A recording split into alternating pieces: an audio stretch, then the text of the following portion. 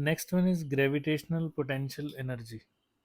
अब देखो gravitational potential energy में आपके पास डेफिनेशन लिखी हुई है यहाँ पे। Gravitational potential energy of A particle situated point in some gravitational field is defined as the amount of work done required to bring it from infinity to that point without changing its kinetic energy। तो simple भाषा में अगर मैं बताऊं तो example के लिए यहाँ एक पार्टिकल पड़ा है जिसका मास होगा m। ठीक है, अब इससे इसके नज़दीक एक और पार्टिकल को उठा के लाना है। कहाँ से उठा के लाना है? बड़ी ज़्यादा दूर से। तो लेट सपोज वो इन्फिनिटी पे है, मेरे को उठा के इसको यहाँ जैसे रखना है, और ये जहाँ रखना है वो डिस्टेंस है r। तो ये r डिस्टेंस आ गया। अब ये जो r डिस्टेंस है यहाँ पे लाने के लिए इस पे फोर्स लगानी पड़ेगी। तो वैसे अगर टेक्निकली देखा जाए तो आप इस मास को जैसे इसकी ग्रेविटेशनल फील्ड के अंदर लाओगे, मतलब ये वाला फिक्स मास है, स्टेशनरी है, तो इसको मैं लिख देता हूँ फिक्स्ड मास। ये एक जगह रुका है। जैसे मान लो अर्थ है, अर्थ के ऊपर कोई ऑब्जेक्ट आएगी तो वो गिरेगी उसकी तरफ, तो वो तो अपने आप ही आ जाएगी, तो कोई वर्क डन करने की ज़रूरत ही नहीं है। पर यहाँ पे लिखा है कि काइनेटिक एनर्जी में कोई चेंज नहीं आना चाहिए। तो ऐसी सिचुएशन लेनी है, ठीक है। तो क्या करना था, एक पार्टिकल को इन्फिनिटी से उठा के इस पॉइंट पे लेके आना था, पी पॉइंट पे, और उसकी काइनेटिक एनर्जी में कोई चेंज नहीं आना चाहिए। तो इसका मतलब है कि आपके पास जो भी पार्टिकल है वो कांस्टेंट वेलोसिटी से आना चाहिए। काइनेटिक एनर्जी में कोई चेंज ना आने का मतलब ये होता है। तो अब देखो इसको यहाँ से ले आएंगे, तो मैं मान लो कि यहाँ पे लिख देता हूँ छोटा सा पोर्शन dx ले लेते हैं। तो मैं इस dx पे इसको ना लेफ़्ट साइड मूव कर रहा हूँ, लेकिन इसको ग्रेविटी भी अपनी तरफ खींच रही होगी, तो ग्रेविटेशनल फोर्स लगेगी इस पे, इस तरफ को। अट्रैक्टिंग ही होती है नेचर में, तो इसी तरफ को लगेगी। पर प्रॉब्लम ये है कि हमने इसको ग्रेविटेशन फोर्स से नहीं चलाना है, हमने इसको स्लो करके चलाना है, क्योंकि फोर्स लगेगी तो एक्सेलरेशन आएगा, एक्सेलरेशन आएगा तो इसकी वेलोसिटी चेंज होती रहेगी। तो हमने इसके ऊपर एक उल्टी डायरेक्शन में एक फोर्स लगानी है जिसको मैं एक्सटर्नल फोर्स बोल दूंगा। ठीक है, तो इसकी एक और डेफिनेशन भी होती है कि work done by external force on a particle to bringing it from infinity to this point. This point मतलब ये पी पॉइंट जिसकी बात हो रही है, this point without changing its kinetic energy. अगर आपको वो लिखनी है तो आप वो लिख सकते हो, ठीक है। अब आते हैं वापस फॉर्मूले पे। तो देखो अभी इसकी डेरिवेशन नहीं है, डेरिवेशन आपको 12th क्लास में आ जाएगी। तो फ़िलहाल के लिए आपको बस फॉर्मूला याद रखना है। पोटेंशियल ग्रेविटेशनल पोटेंशियल एनर्जी को आप यू जी लिख दो या यू लिख दो, कोई प्रॉब्लम नहीं है, पोटेंशियल एनर्जी यही होती है। तो फिलहाल ग्रेविटेशनल पोटेंशियल एनर्जी का जो फॉर्मूला बनता है वो बनता है minus G M by are.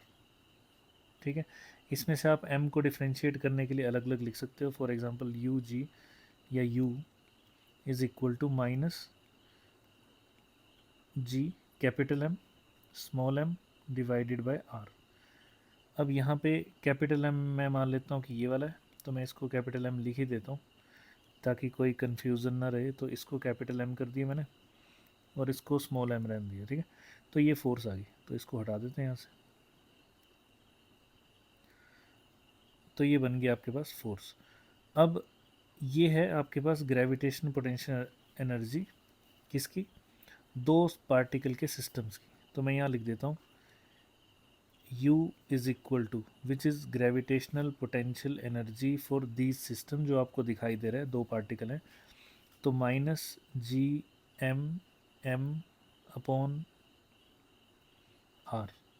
This is your final formula जो आपको भी याद रखना है, ठीक है।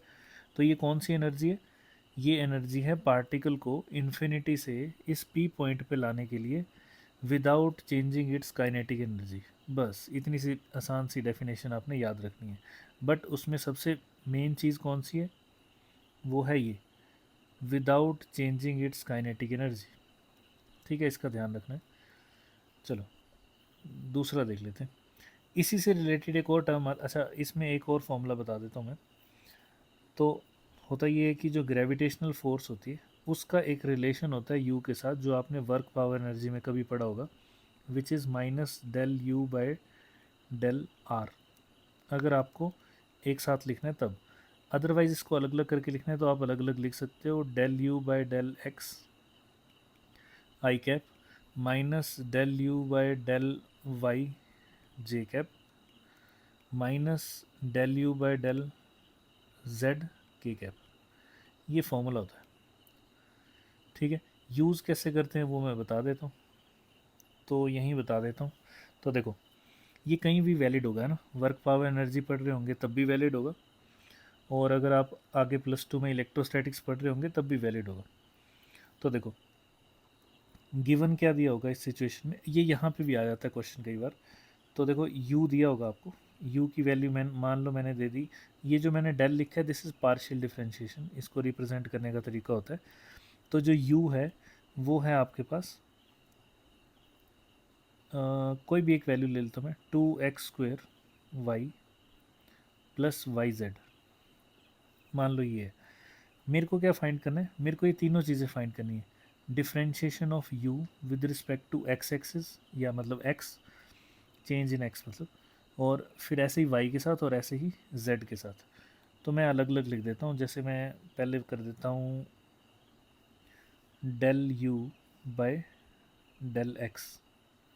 तो अगर मेरे को ये करना है, देखो पार्शियल डिफरेंशिएशन में एक बड़ी आसान सी चीज़ होती है कि अगर वो क्वांटिटी है जिसकी बात हो रही है, जिससे डिफरेंशिएट कर रहे हो आप, अगर वो क्वांटिटी है तो आपने उसका यूज़ करना है, नहीं है तो फिर आपने उसको पूरे को ही कांस्टेंट मान लेना। मतलब अगर आप x से डिफरेंशिएट कर रहे हो तो x इज़ योर वेरिएबल, बाकी सब कुछ कांस्टेंट। तो देखो यहाँ पे क्या आ जाएगा, 2y कांस्टेंट, x² की डिफरेंशिएशन हो जाएगी 2x। ये तो आपको पता ही है। बस इसमें ना चेन रूल नहीं लगाना है, मतलब आगे आगे नहीं चलाना सब कुछ। प्लस वाई जेड की जगह, वाई जेड में तो x है ही नहीं तो ये पूरा ही कांस्टेंट हो गया। x की टर्म के अलावा, टर्म नहीं सॉरी, सिर्फ x को छोड़ के बाकी सब कुछ कांस्टेंट है। अब वाई जेड में तो वैसे ही नहीं है कुछ, तो कांस्टेंट की डिफरेंशिएशन 0, तो ये प्योरली ज़ीरो आ गया। तो मैं इस ज़ीरो को हटा देता हूँ, इसकी ज़रूरत नहीं है। हाँ, मेरे को फॉर्मूले में माइनस भी भरना है तो मैं माइनस अलग से लगा देता हूँ, इस तरफ भी और इस तरफ भी। ठीक है, अब आते हैं सेकंड नंबर पे। Second one is your Y से डिफ्रेंशिएट करना है, तो मैं वाई से कर देता हूँ del U by del Y. तो देखो del U by del Y में क्या लिखना है,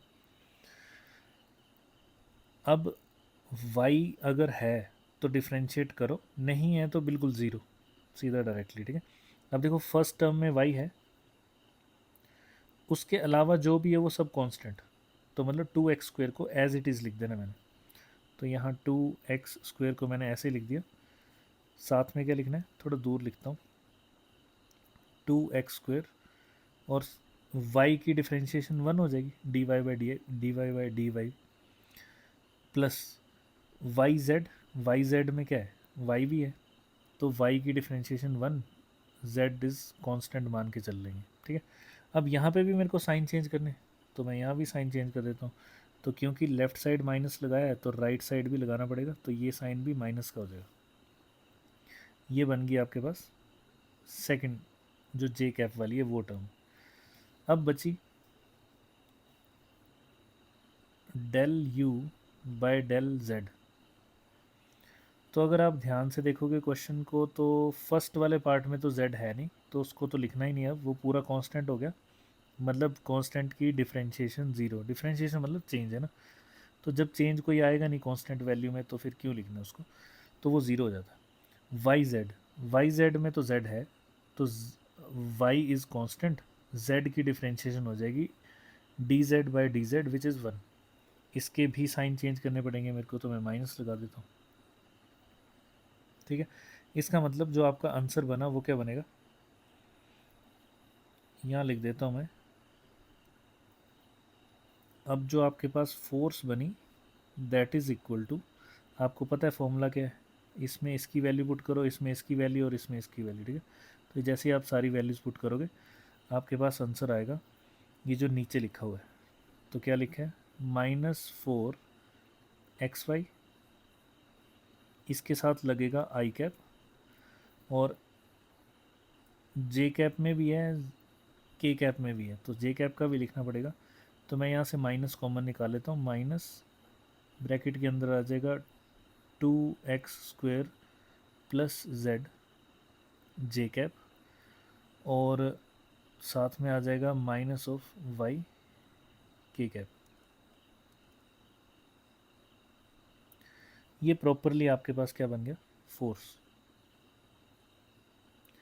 तो देखो सेम क्वेश्चन ग्रेविटेशन में पूछे हैं, सेम क्वेश्चन आपको इलेक्ट्रोस्टैटिक में +2 में जाके पूछा जाएगा, सेम क्वेश्चन आपको वर्क पावर एनर्जी में पूछा हो सकता है। तो इसका ध्यान रखना है, ये वहाँ भी करवाया होगा, यहाँ भी करवा रहा हूँ, ठीक है।